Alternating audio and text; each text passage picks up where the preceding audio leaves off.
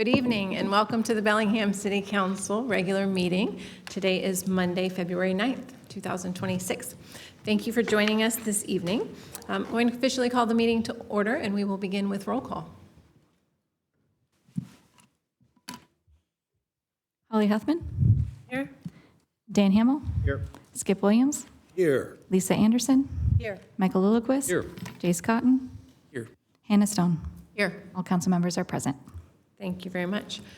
So beginning this evening with announcements and upcoming meetings, the Bellingham City Council meets all requirements of the State of Washington Open Public Meetings Act. Next, we will have the land acknowledgement. Is there a council member who would like to read the land acknowledgement this evening? Councilmember Williams.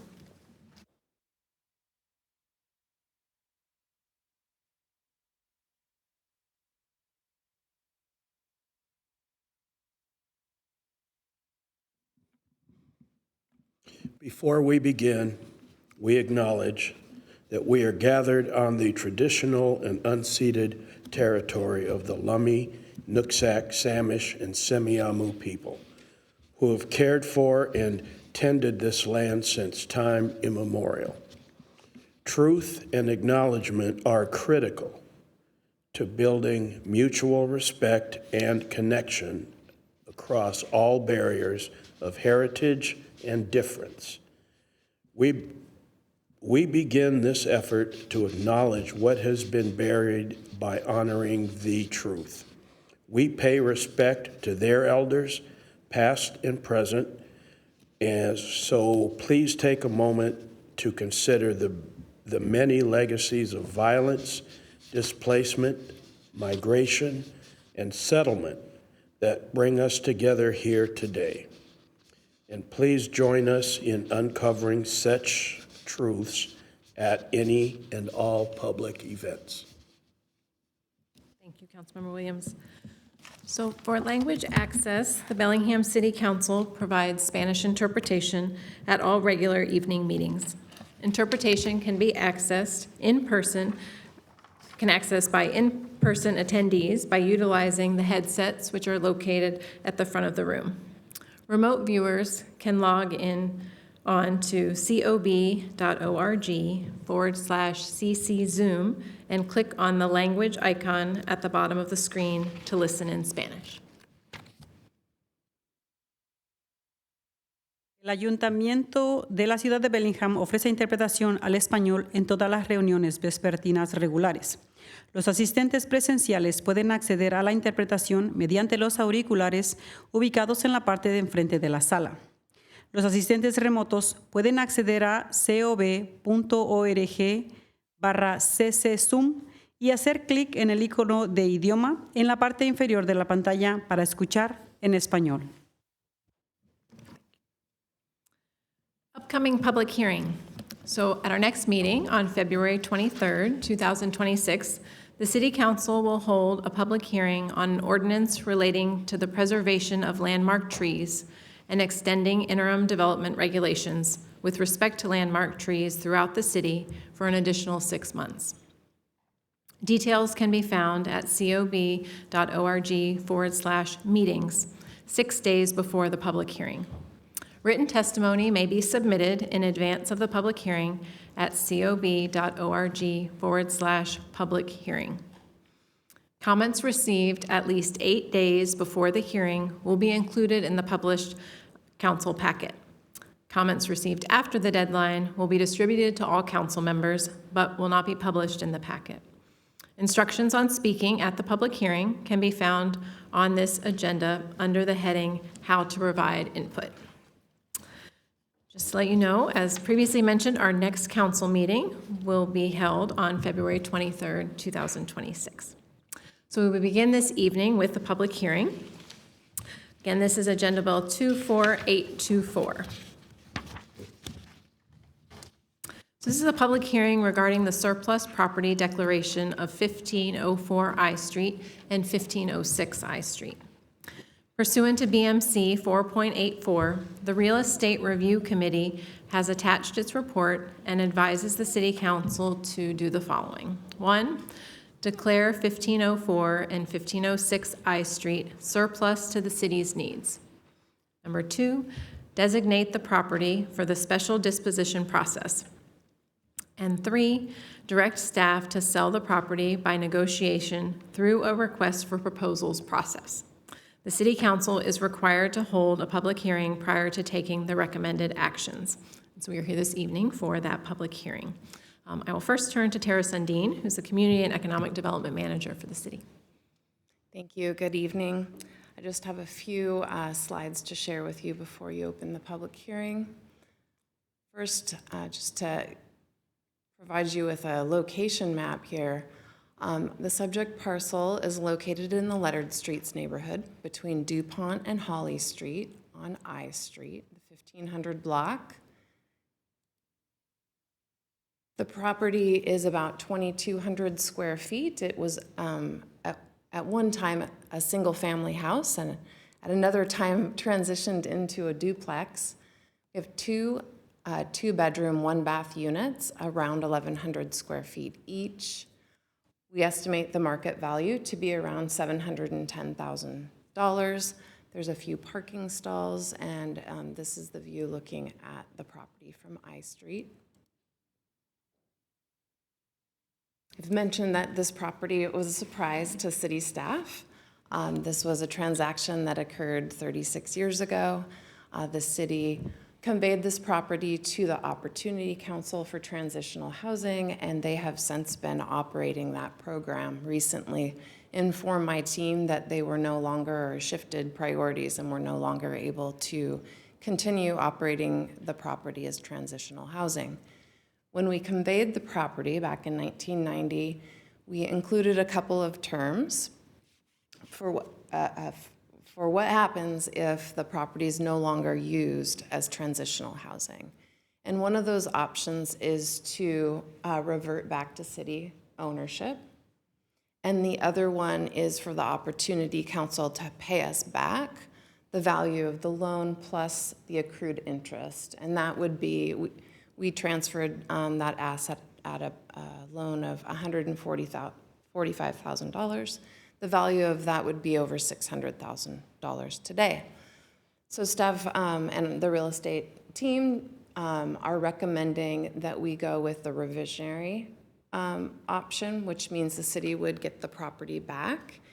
And the reason for that is we think the needs are still very high in our community. We know they are.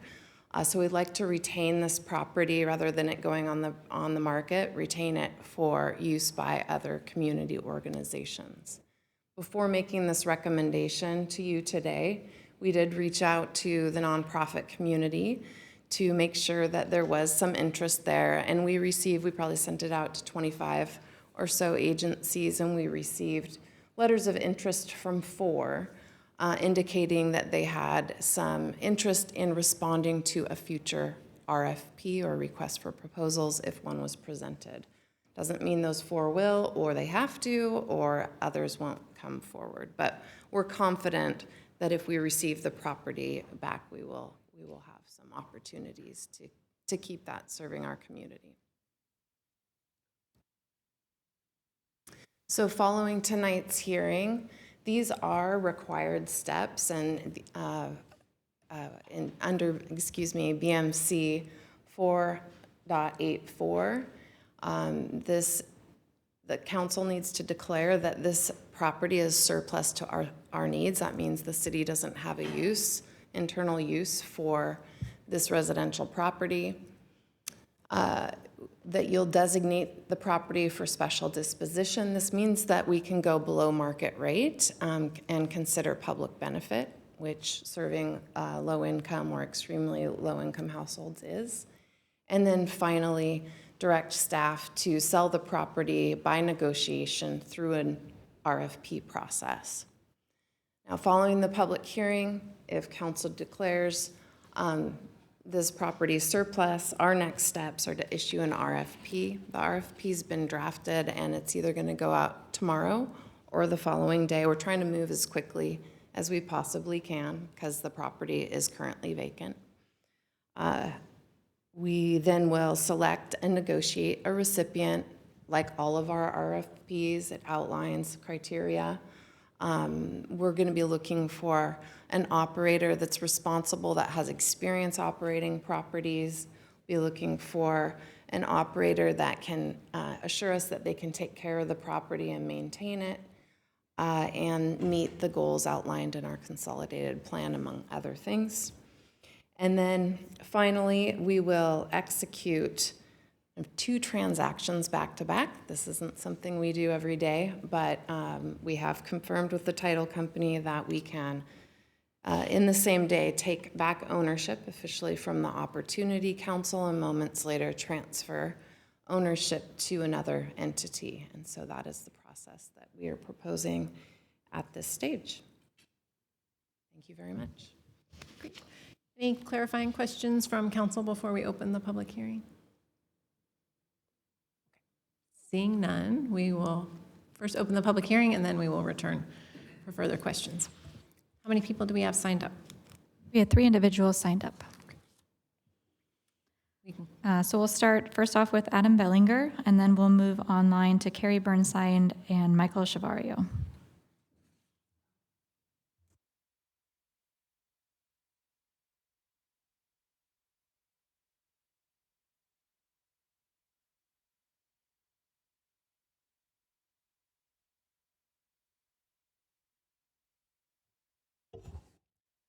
Good evening, Council. My name is Adam Bellinger.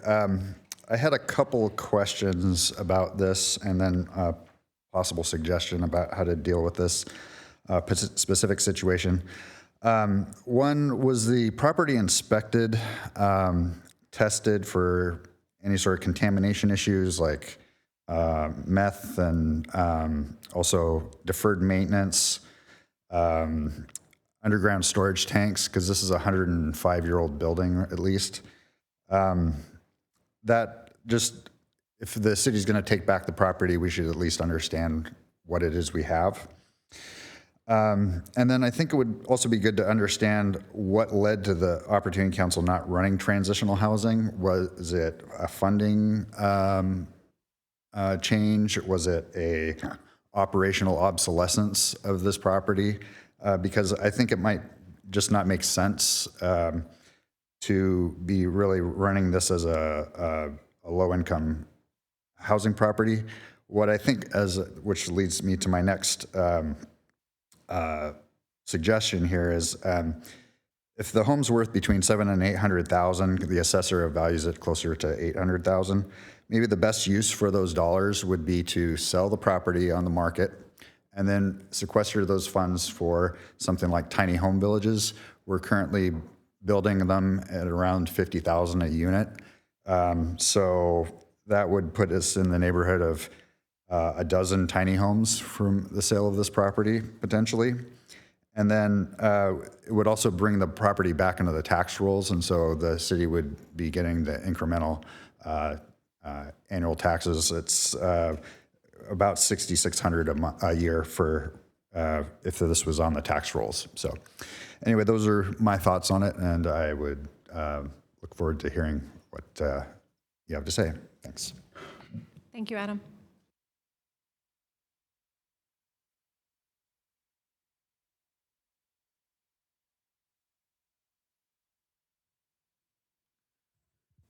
Okay, we're going to move to Michael online. Michael, you can go ahead and unmute and turn on your camera if you wish. And then I've been trying to promote Carrie Burnside. Carrie, if you are listening, please go ahead and accept the promotion to panelist when you see it on your screen. But go ahead, Michael. Hi, you guys. I'm really pleased that the city has decided that affordability is going to be the motivator for what use is decided for these potentially 4 homes. I understand that there's an RFP process, and that I'm here to recommend that those homes be converted to community land trust homes, and that would require likely Colson Community Land Trust to submit an RFP. I just want to promote the idea of why the city should be particularly open to that, to an RFP from a community land trust. CLT homes require much less permanent subsidies than than other affordable homes. CLT owners do their own maintenance. The previous speaker talked about is concerned about what condition the buildings are in and the costs of maintenance and such. And CLT home owners take care of their own maintenance because they can often afford to, because the mortgage prices are way lower, like a third to a fourth of what market rents are. And according to the Commerce Department of the state of Washington, the primary cause of homelessness is high rents. So if we get 4 families who become permanently affordable homeowners through a community land trust system, there will be 4 fewer potential families that are out on the street. And again, I want to thank you all for focusing on affordability with this property. It is exactly the right thing to do. And that's all I have to say. Thank you. Thank you, Michael. Thank you. Carrie, go ahead and unmute and turn on your camera if you'd like. Thank you. Good evening, council members. My name is Carrie Burnside, and I serve as the board president of the Future Home Buyers Organization. Thank you for the opportunity to speak this evening. For 36 years, this duplex has served low-income families through the Opportunity Council. It's one of the rare examples of a property that has quietly and consistently provided stability for people who need it most. As the city prepares to exercise its reversionary interest and reclaim ownership, we have a critical opportunity, not just to transfer a parcel, but to decide what kind of housing system we want to build for the next generation. Around the world, cities facing the same pressures we face, rising costs, limited land, and displacement, have found solutions that work. Vienna and Singapore are 2 of the most successful examples. They didn't get lucky, they made different choices. Vienna treats housing as essential infrastructure. More than half of its residents live in mixed income, permanently affordable homes built by public and limited profit developers. Rents are tied to the actual cost of construction and maintenance, not to speculation. And because the city banks land for public benefit, development remains stable and predictable. Singapore took a different path, but reached the same outcome. By stewarding land publicly and planning housing alongside transit, schools, and services, they created a system where 80% of residents live in high-quality, affordable homes. Their resale rules prevent speculation from eroding affordability over time. Both models share a simple principle. Housing becomes affordable when we stop treating land as a speculative asset and start treating homes as essential infrastructure. Tonight's decision is small in scale, but large in meaning. Declaring this property surplus is not inherently harmful if the city ensures that the next steward is a mission-driven, community-based organization capable of providing permanently affordable housing or transitional housing comparable to what the Opportunity Council offered for decades. I urge you to use the special disposition process, not as a procedural step, but as a values-driven one. Prioritize nonprofit ownership. Prioritize long-term affordability. Prioritize stability for low and very low income households. This parcel is too important and too rare to be lost to the speculative market. We have the opportunity and the responsibility to choose differently. Thank you for your time and good evening. Thank you, Carrie. That concluded the sign up. Okay, thank you very much. Anyone else present wishing to speak to this matter? Okay. Seeing none, we will close the public hearing and bring it back to council. Councilmember Lillquist? Yeah, let me begin by moving this to approve the subject parcels as surplus the city needs and to designate the property for special disposition through negotiated sale using a request for proposals process which values affordable long-term housing. Second. Motion by Councilmember Lillquist and a second by Councilmember Williams. Councilmember Lillquist?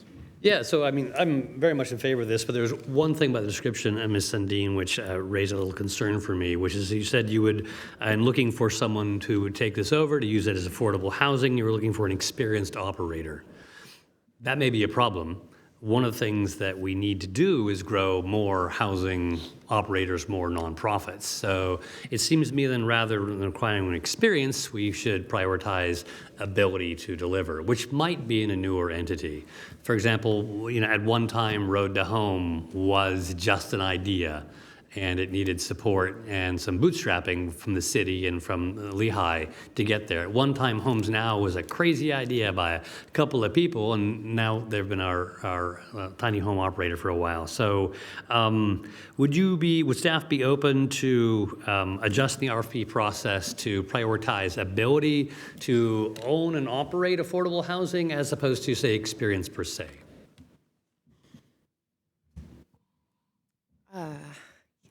Yes, if that's the direction that council, I mean, it's part of experience. I wouldn't say there's one single thing, but we do want to make sure that somebody has a sound program, experience operating this type of housing or whatever program they're proposing, that they have some experience for operation. And this is in a neighborhood, so.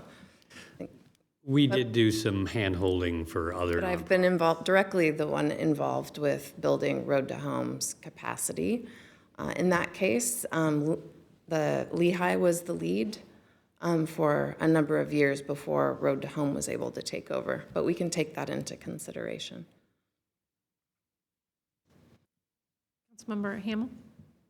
Yeah, thanks for the update. So you mentioned that 4 respondents thus far to the RFP. Are these organizations that conduct work within the transitional housing sphere or similar environment in terms of the work that they do? Or do we have, it's sort of pursuant to Councilmember Lilliquist's questions in terms of ability to maintain and carry on an operation? So some agencies have moved away from having scattered site model like the Opportunity Council. So rather than having a number of small properties throughout the community, they've opted to go to larger, and they're about ready to open a large development at Bellis Fair. The folks that have responded, and it's not to the RFP, we just asked for letters of interest. Very informal process, just to make sure we knew that there was indeed some local operators willing to or interested in it.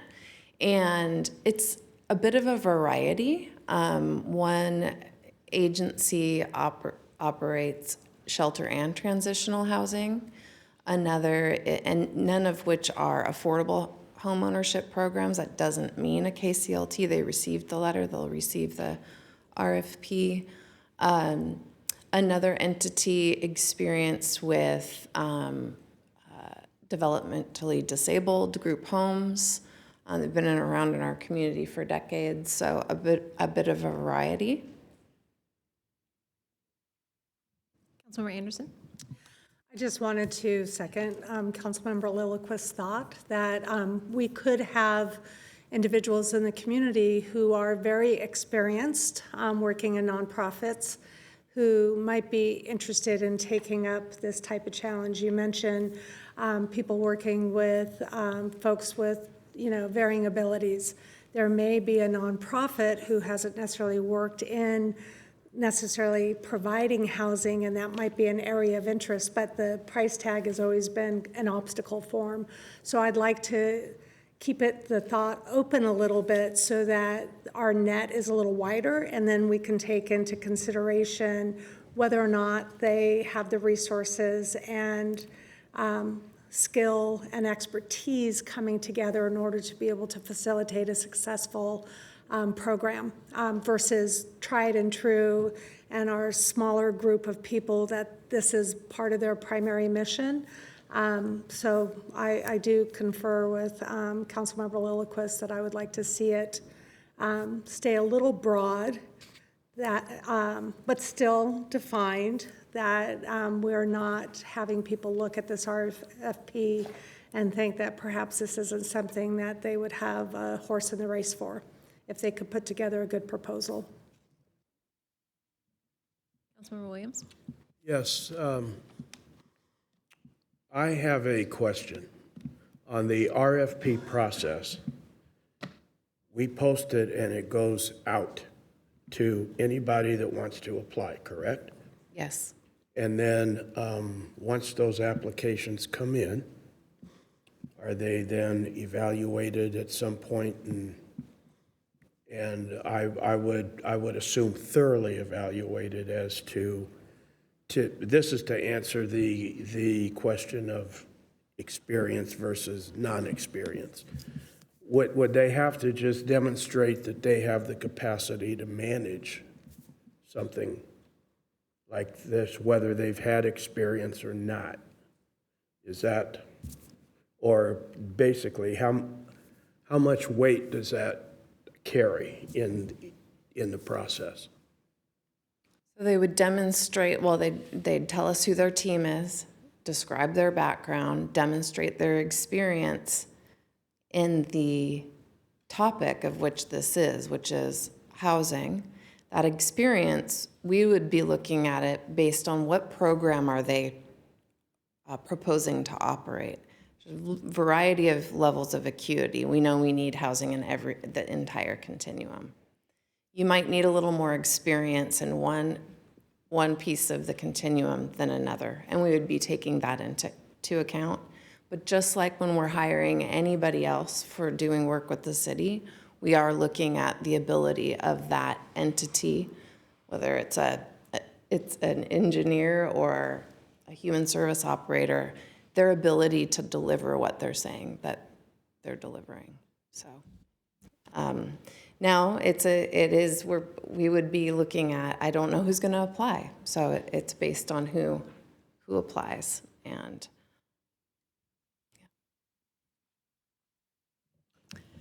Thank you. So what I've heard from council members, and I would agree to some extent in that obviously we've seen shortages, right, when we think about operators and the need versus, like you say, we'll put out the RFP and who responds or how many responses we receive is we don't know. And so I think with this particular property, if it's a small enough undertaking where it's like, oh, this might be an opportunity for an up-and-coming, right, operator or entity to sort of put their toes in and, explore that. What I was hearing from Councilmember Lillquist is like, we're not wanting to discourage, right, the possibility of new people coming to the table and, helping to meet that need. But at the same time, I appreciate what you were highlighting, is that for even Road to Home, right, initially needing to partner with another organization like Lehigh to sort of, get that experience and go forward. And so the hope is too that within the community there is that openness to collaboration and partnership where, that could look different again, but depending on who responds. But I just wanted to confirm that there was no formal motion or request from anyone on council. Councilmember Lillquist. I might make a formal motion, but let me ask this. You say the RFP is already written, and you've written it. Maybe you did, maybe someone else did. If the council were to agree that we should prioritize ability to deliver whatever program they're offering, as opposed to experience per se, knowing that experience is part of proving ability, right?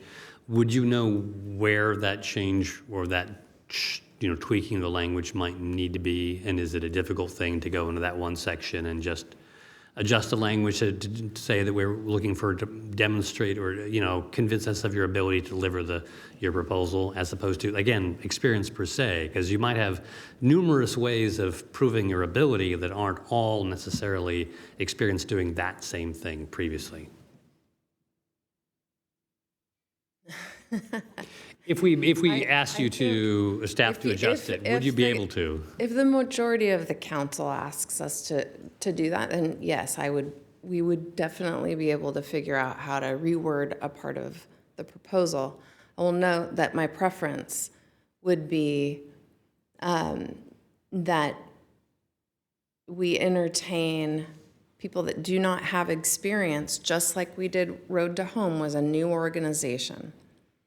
We knew that we talked to them and we said, please partner with an agency that does know how to do this so that you can learn from them and gain experience.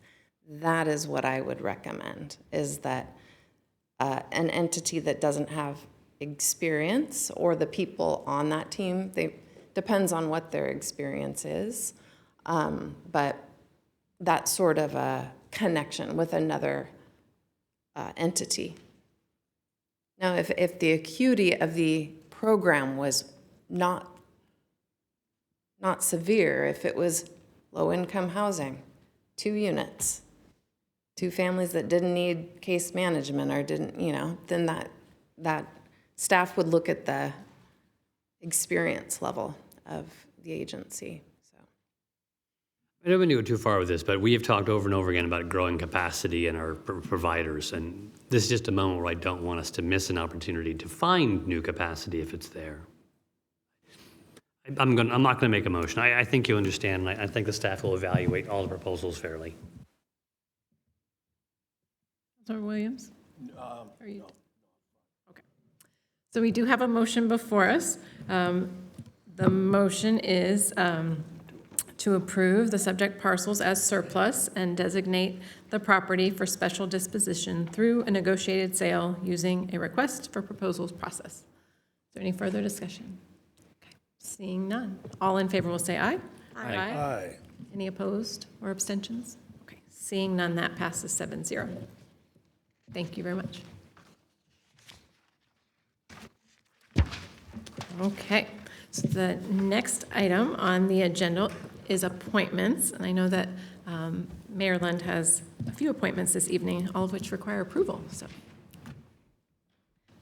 good evening to council, to members of the community, and staff that are gathered here tonight. I do have several slates of appointments to various advisory bodies, and they all require council's approval tonight.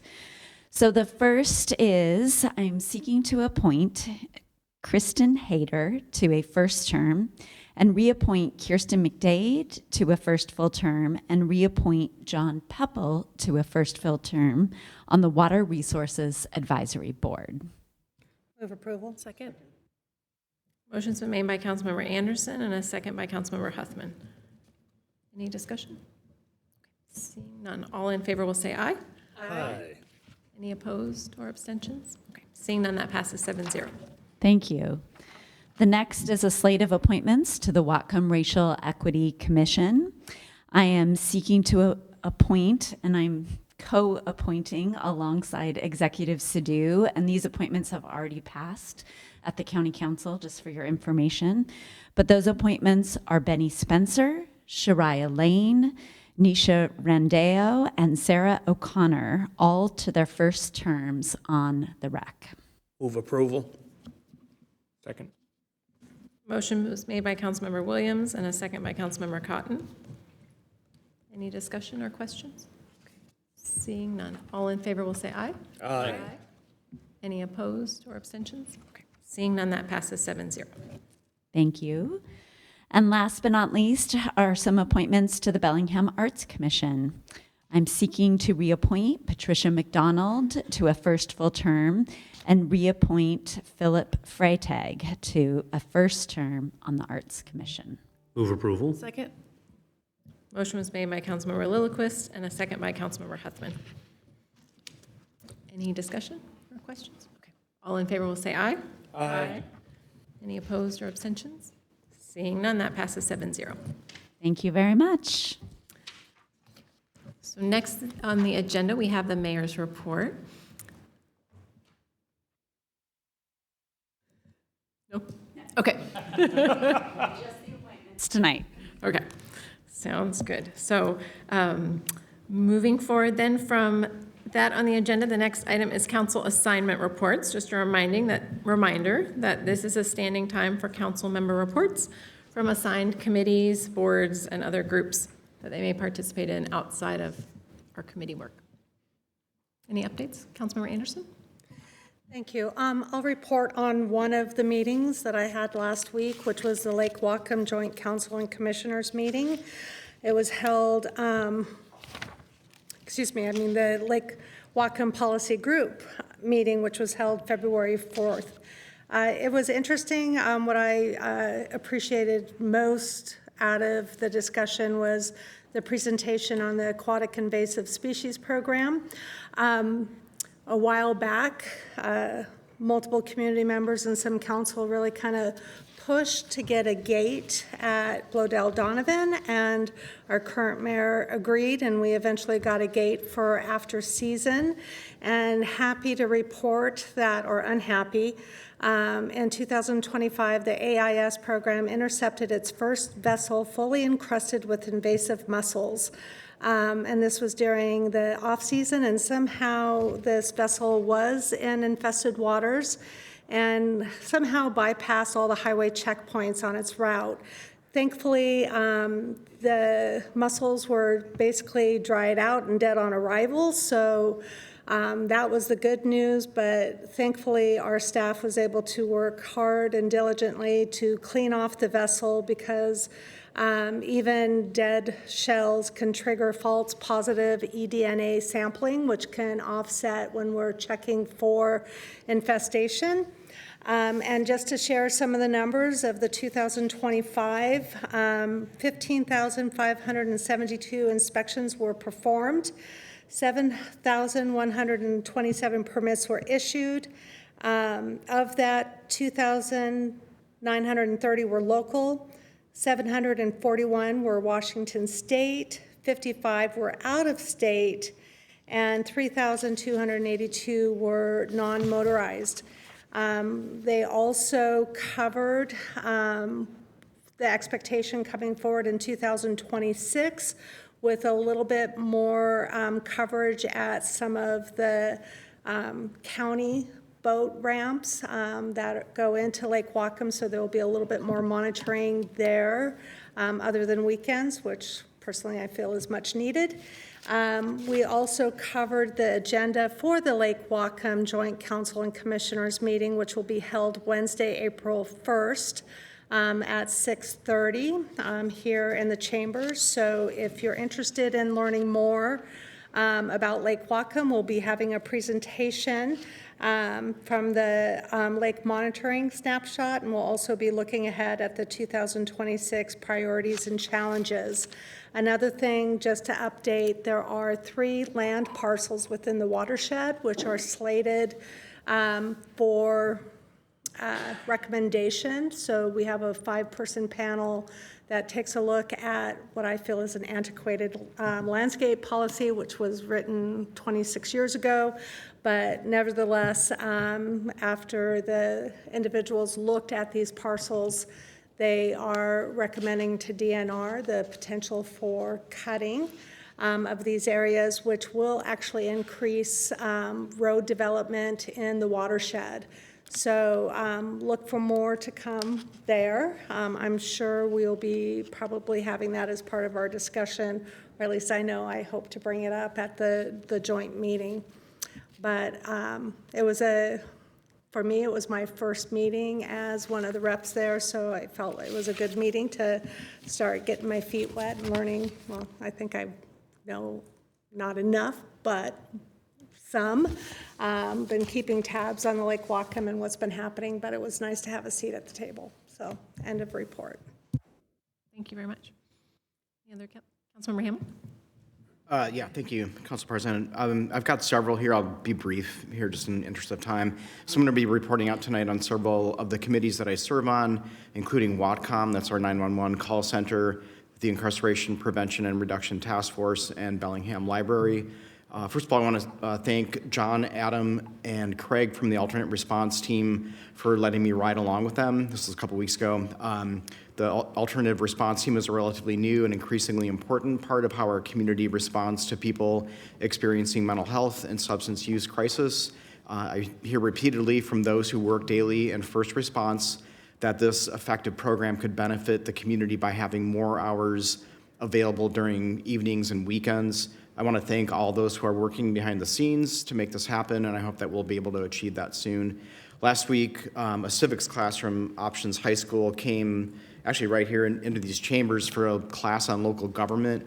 It's probably one of the highlights of serving is to be able to talk about civics with high school students. One of the questions was about the fire and police general fund budgets, so they did their homework, and why they're higher than other departments. We talked about the 24-hour nature of these departments, minimum staffing, and public safety.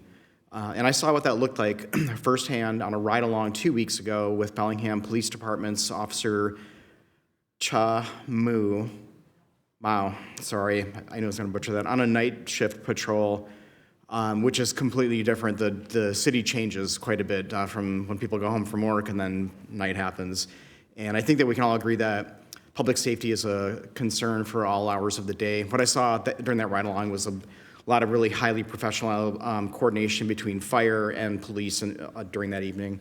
I also wanted to thank Bellingham Fire Department Chief Hewitt for providing a high-level overview during a ride-along. Also, a couple weeks ago, we discussed the nature of public safety on the fire side of the equation and how, as a city, we'll need to address concerns like response times as our population continues to increase.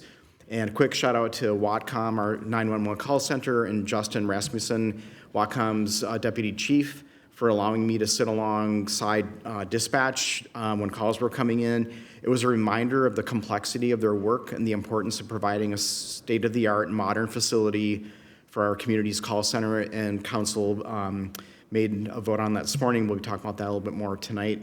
Lastly, I want to thank Rebecca Judd, our library director, for the tour of our 4 libraries last Friday. Our libraries are well used and loved by residents. The downtown library will soon be undergoing a remodel with upgrades in the children's and community areas. And that's what I have to report to the public and to council tonight. Thanks.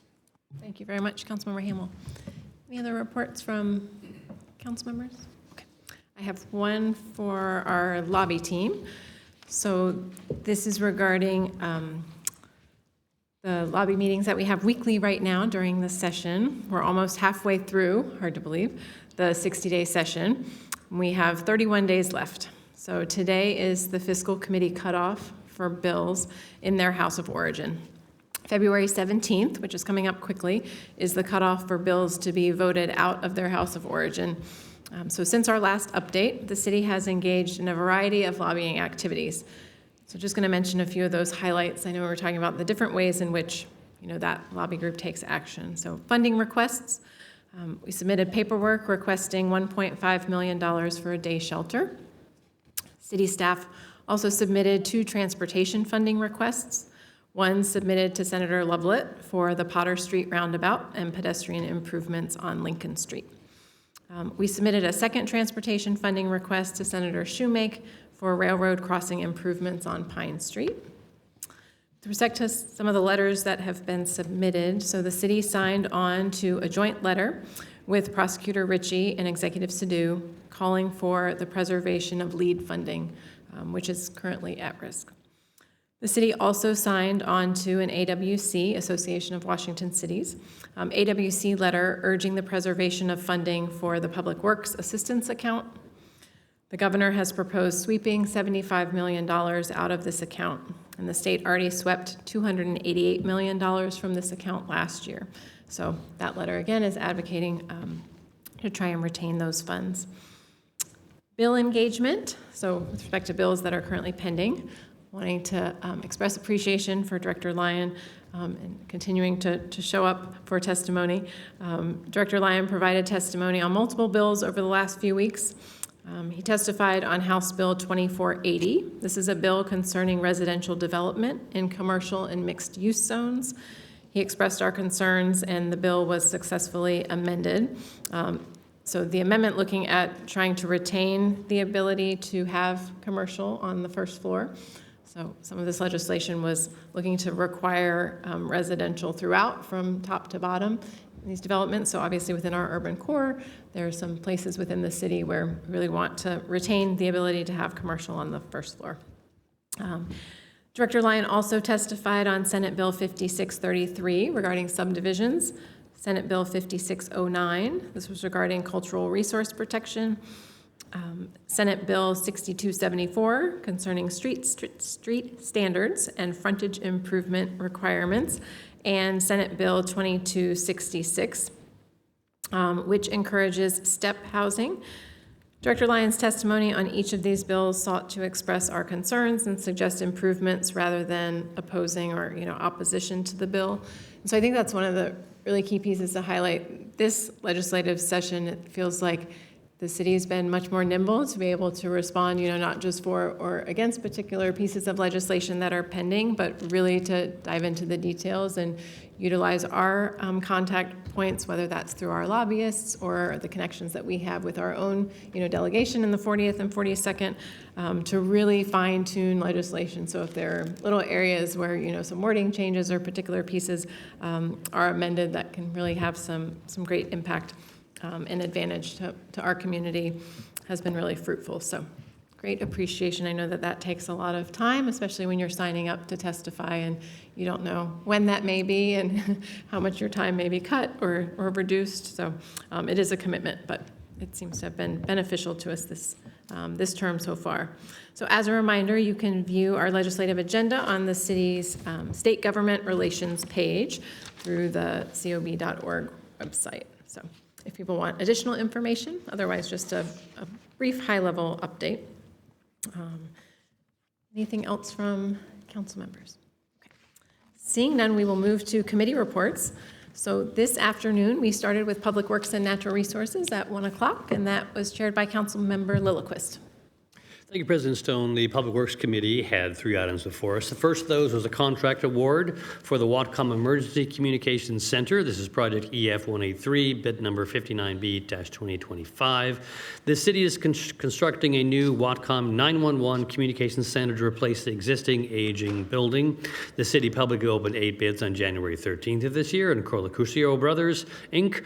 was the responsible bidder who submitted the lowest responsive bid at $12,763,000. $390.80, including applicable sales or use tax.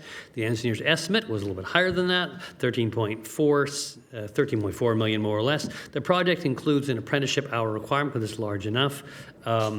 This is a approximately $13 million project, but we benefited from grant funding from Washington State Department of Commerce for just under $1 million at $970,000. If approved, the construction should begin soon, March, and the project is rather complex. It'll have to be built next to the existing 911 dispatch center and some other reasons which will make it a little bit more complicated project. It will take just over a year. Hopefully it will be operational in summer of 2027. The current facility will remain in full operation until the new center is approved and operational and can take over, at which time the old one will be decommissioned, and that's the project. This afternoon, the committee unanimously voted to approve awarding this contract, and I so move.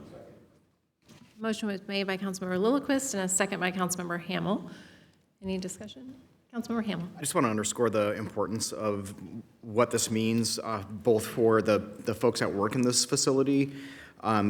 This building was built in, I think, 1954. It was a fire station at first, and it was repurposed into the 911 call center. It's very small. It's very compact and tight. This new building would open up and provide for just a better work environment. And when we consider who's on the other end of that phone call, who's calling in, I think it's very important for public safety to provide for this facility. And so I'm going to be supporting that this evening. Thank you.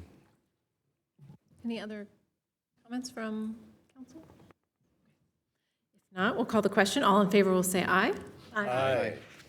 Any opposed or abstentions? Seeing none, that passes 7-0. Back to you. The next 2 items are related to each other. The first is an ordinance adopting a 4-year commute trip reduction plan for 2025 through 2029 and implementing measures as required under state law, RCW 70A.15.4000. Under that state law, the city of Bellingham is required to regularly review and update its commute trip reduction, or CTR, plan to remain consistent with the state's Growth Management Act and establish new 4-year performance targets. The CTR program establishes requirements for affected employers to encourage alternative commute modes and reduce single occupancy vehicle commute trips. So we have before us is an ordinance.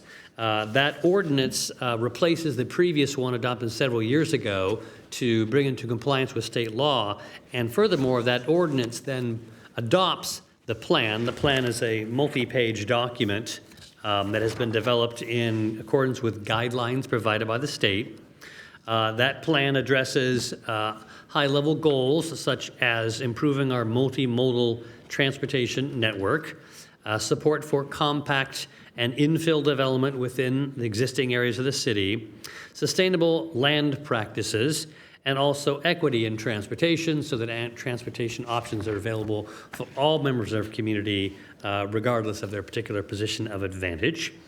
The commute trip reduction programs actually are mandated requirements for large employers of 100 employees or more, or rather 100 or more employees who arrive during the morning hours.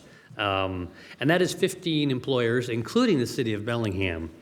The city then is now required to have its own commute trip reduction program, but as you'll hear in the next item, the way the city and all the other affected employers meet their commute trip reduction is actually by adopting the Whatcom Council of Government, or WCOG's, Smart Trips program. You probably heard of Smart Trips. That's basically the way that we meet our CTR obligation and all the other employers meet their CTR obligations. So this ordinance creates the CTR program, but just to let you know, in actual practice, the way we meet that CTR program is through Smart Trips, although any employer can always establish their own CTR program as well or instead. And this afternoon, the committee recommended adopting the ordinance, which also adopts the plan, and I so move. Second. Motion made by Councilmember Lillquist and a second by Councilmember Williams. Any discussion? Councilmember Anderson. Thank you. Just wanting to verify, do we need to read into record the two motions that change some of the content of the plan?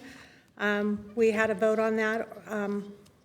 Do we need to do that before we do a final vote? I would do that. I would recommend doing that. So I'll move on the first one. Under performance target, previously listed was weighted average drive alone rate, DAR, of 64% or less. I move that we change that 64% to 57%. Second. Motion by Councilmember Anderson and a second by Councilmember Lillquist. Any discussion? All in favor say aye. Aye. Aye. Any opposed or abstentions? Seeing none, that passes 7-0. Councilmember Anderson. Another motion, the other item that we changed on the same page, under the list of jurisdictions, CTR affected work sites, SPIE is no longer to be listed, so I move that we strike it. Oh, I'm sorry. Sorry, not that. I underlined. Silfab Solar Inc. I move to strike it. Motion by Councilmember Anderson, second by Councilmember Williams. Any discussion? Okay. Seeing none, all in favor will say aye. Aye. Any opposed or abstentions? Okay, that passes 7-0. Councilmember Cotton, did you have anything else? No. Okay. Back to you, Councilmember Lillquist. I think we have the main motion before us then. Okay. No other changes or, okay. So returning to the motion that was made by Councilmember Lillquist and seconded by Councilmember Williams, this is to move forward with passage of the ordinance adopting a 4-year commute trip reduction plan for 2025-2029 and implementing the measures as required by RCW 70A.15.4 thousand. All in favor will say aye. Aye. Any opposed or abstentions? Okay, seeing none, that passes 7-0. And the last item for our committee meeting was an interlocal agreement between the City of Bellingham and the Whatcom Council of Governments for administration of the Commute Trip Reduction Program and the Whatcom Smart Trips Program. As was discussed earlier, the city has a commute trip reduction plan for 2025 through 29, which we just adopted by ordinance, and it identifies the need for interlocal agreement with the Whatcom Council of Governments, designating it as the lead agency responsible for implementing and administering the city's CTR plan and program. Additionally, the city contracts with the WCOG for the administration of the Whatcom Smart Trips program to meet the city's own CTR obligations and provide a pathway for compliance for any other affected employer in the city. This interlocal agreement addresses both programs in one agreement and extends the contract term through December 31st of 2029, which aligns with the period for the CTR plan, which we just adopted. This financial impact of this interlocal agreement is rather small. To administer this program is $25,000 from the city to the COG. This afternoon, the committee recommended to authorize the mayor to sign the interlocal agreement, and I so move. Second. Motion by Councilmember Lillquist and a second by Councilmember Williams. Any discussion? Seeing none, all in favor will say aye. Aye. Any opposed or abstentions? Okay, seeing none, that passes 7-0. And a committee report. Thank you very much, Councilmember Lillquist. The next committee this afternoon was Community and Economic Development, and that committee is chaired by Councilmember Cotton.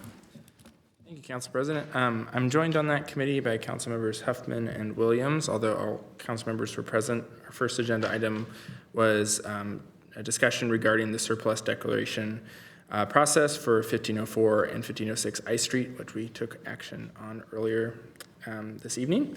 Our other item was consideration of Lodging Tax Advisory Committee grant recommendations for, drumroll, the Bellingham Fan Zone and Downtown Activations and Beautification Program. This is funded through lodging tax dollars, which is a surcharge on hotel stays, and the council is limited to either approve or reject the recommendations. The committee unanimously recommended approval. Some exciting stuff you'll be hearing more about soon, and I so move. Motion by Councilmember Cotton and a second by Councilmember Williams. Any discussion?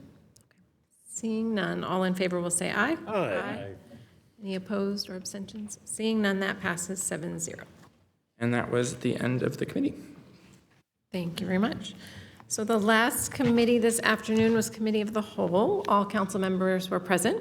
We had one item before us. This is Agenda Bill 24827, confirmation of mayor's appointment of Bridget Brick as special counsel to the Bellingham Civil Service Commission. So Mayor Kim Lund has appointed Bridget Brick as special counsel to the Bellingham Civil Service Commission, subject to confirmation by the Bellingham City Council under BMC 3.16.040. Ms. Brick is an attorney with the Carmichael Clark Law Firm of Bellingham. She specializes in municipal law and has advised other municipal clients on labor and employment matters. Ms. Brick will advise the Civil Service Commission on all matters before it, including regular business and appeals. The City Attorney's Office recommends Ms. Brick for this role, and we heard from City Attorney Alan Mariner this afternoon, sharing that the Civil Service Commission so frequently needs legal advice on matters before it, including regular business and appeals. In 2023, BMC 3.16.040 was amended to require that the commission be represented by special outside counsel to alleviate the potential conflicts of interest when attorneys in the City Attorney's Office had to both advise the commission and represent the city in appeals before the commission. So since that time, we had, again, a private attorney who was serving as outside counsel in that capacity. The private attorney previously serving as special counsel for the commission since 2023 has now relocated overseas.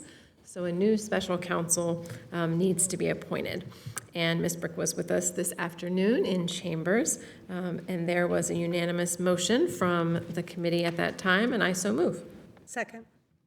Motion by the chair and a second by Councilmember Anderson. Any discussion? Seeing none, all in favor will say aye. Aye. Any opposed or abstentions? Okay, seeing none, that passes 7-0. That was the only item before the Committee of the Whole this afternoon. So then we'll move to old and new business. Any items for old and new? I was just going to share that the City Vision came out. I'm embarrassed to open it, but so there was an article that was completed for the City of Bellingham about flexible funding. So it focused on our ability to use our REAP funding, so that's real estate excise revenue, in some creative ways. So the City Vision magazine was highlighting the use of those funds for here locally, at least at the library, so the Bellingham Library, as well as at Garden View Village with the tiny homes. So just wanting, in the past, I've always looked through the publications for, usually they're public works items or other things highlighted, but it's embarrassing to highlight right now because there are pictures of myself in there, but. I was going to say, Council President failed to show the big picture of herself. The full big picture, I know, I was avoiding that. I was skimming through it and was like, okay, I'm going to look at it, and then I was like, oh, there's a very large picture. But the city was highlighted, so wanting to make sure that that was noted. And again, just, yeah, excitement with the library renovation coming forward, and again, all the little pieces of funding that have to come together to make projects like that possible. Having that flexibility with REAP really was an advantage in this case, so grateful for that. Any other items for old and new? Okay. If not, we did have executive session this afternoon. There was one item before us. So in executive session, there was a potential litigation claim. This was claim number 2025-36 with Phillips. Staff provided information on a potential litigation matter. This was for information and discussion only at this time, and no action was taken. Next, we have consent agenda. Move approval. Second. Motion by Councilmember Hamel and a second by Councilmember Lillquist. Any discussion? Seeing none. All in favor will say aye. Aye. Aye. Any abstentions or opposition? No. Passes 7-0. Okay. Final consideration of ordinances. Agenda Bill 24813, an ordinance relating to the municipal court and amending Bellingham Municipal Code Section 2.16.030 to provide for the creation of a second full-time municipal judge position, an appointment process for newly created or vacated municipal judge positions, and an election for the second municipal judge position for a full judicial term beginning on January 1st, 2030. Move third and final. Second. Motion by Councilmember Hamel and a second by Councilmember Huthman. Any discussion? Okay. Seeing none, roll call, please. Holly Huthman. Aye. Dan Hamel. Aye. Skip Williams. Aye. Lisa Anderson. Aye. Michael Lillquist. Aye. Jace Cotton. Aye. Hannah Stone. Aye. The motion passes 7-0. And next up, we have Agenda Bill 24808, an ordinance granting NFC Northwest LLC a franchise to operate and maintain fiber optic broadband network components in city rights-of-way for the provision of commercial telecommunication services to businesses and residents. Move third and final. Second. Motion was made by Councilmember Hamel and a second by Councilmember Williams. Any discussion? Okay. Seeing none, roll call, please. Holly Huthman. Aye. Dan Hamel. Aye. Skip Williams. Aye. Lisa Anderson. Aye. Michael Lillquist. Aye. Jace Cotton. Hannah Stone. Aye. The motion passes 7-0. Great. Thank you very much. So that concludes the regular business of the meeting this evening, and we will now move to the public comment period. If you are watching live, online, or on BTV, the broadcast will now end. However, you can continue watching via Zoom at cob.org/cc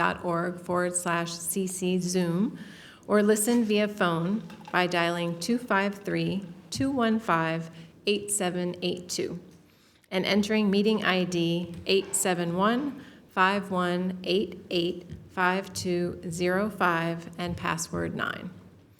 Again, that's cob.org/cc Zoom, or dial 253-215-8782 and enter meeting ID 871-5188-5205 and password 9 to continue to watch or listen live. If you're watching a recorded version of this meeting, you can view public comment videos at cob.org/cc public comment.